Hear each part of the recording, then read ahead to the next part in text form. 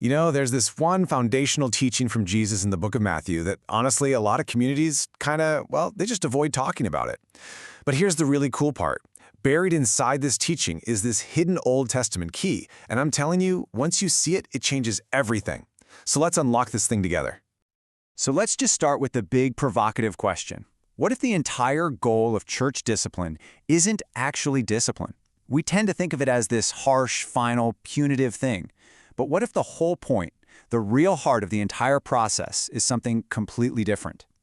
To get there, we have to see that Jesus provides a very clear, really practical protocol for how to navigate disputes inside his community.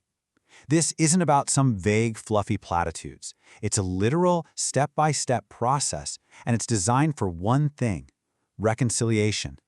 Now, what's so fascinating here is that these 4 steps, they aren't new at all. Jesus is pulling this directly from Old Testament law. That first step, go privately, that echoes Leviticus 19, which says, "You shall reason frankly with your neighbor," right before it gives the famous command to love your neighbor as yourself. And the second step about having witnesses, that's straight out of Deuteronomy 19. So you see, right from the very beginning, the goal has always been restoration, not just punishment.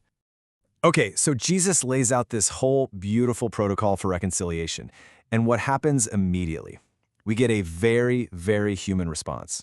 His disciple Peter, he hears all this and basically tries to find the loophole, the point where grace finally runs out. And to be fair to Peter, he probably thinks he's being incredibly generous here. The traditional teaching among the rabbis at the time was that you forgive someone 3 times for the same offense. The 4th time, you're done. So Peter more than doubles that and suggests 7. He thinks he's really nailing this new kingdom mindset. But this just shows a total misunderstanding of what's going on. Peter heard the steps, especially that final one about excommunication, and he latched onto the discipline part. He's asking, okay, when can I stop forgiving? When the entire point of the protocol is, how can we be restored? He's looking for the limit, the escape hatch, instead of the path back into community. And this is where Jesus' answer just completely reframes the entire conversation. He does it with a single, stunning connection that turns an ancient story of revenge completely on its head. It's brilliant. Now, right before all this, Jesus uses a phrase that's really the key to the whole thing: binding and loosing. This was common language for rabbis. Think of it like this. The law says not to work on the Sabbath. Okay, but what counts as work? Is carrying a chair work? What about pushing a cart? Rabbis would bind or prohibit certain activities, and they would loose or permit others. So when Jesus gives his community this authority, he's empowering them to figure out how to apply God's commands, especially a command like forgiveness, in the real world. So when Peter asks about forgiving 7 times, Jesus doesn't just say infinitely or always.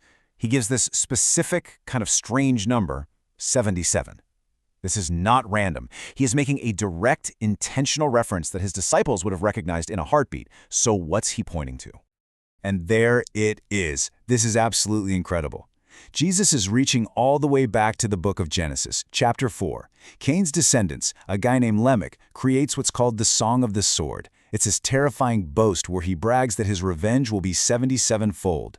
He's literally creating an anthem of unlimited, escalating vengeance for the world. And what does Jesus do?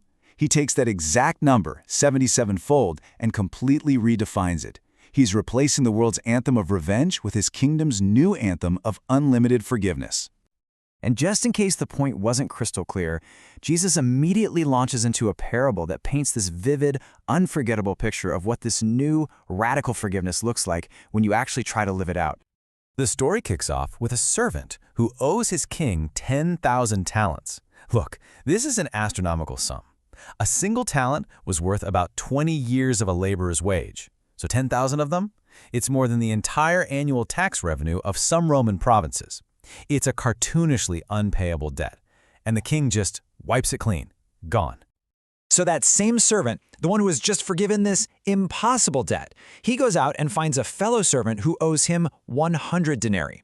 A denarius was a single day's wage. So we're talking about maybe 3 or 4 months' pay. It's not nothing, sure.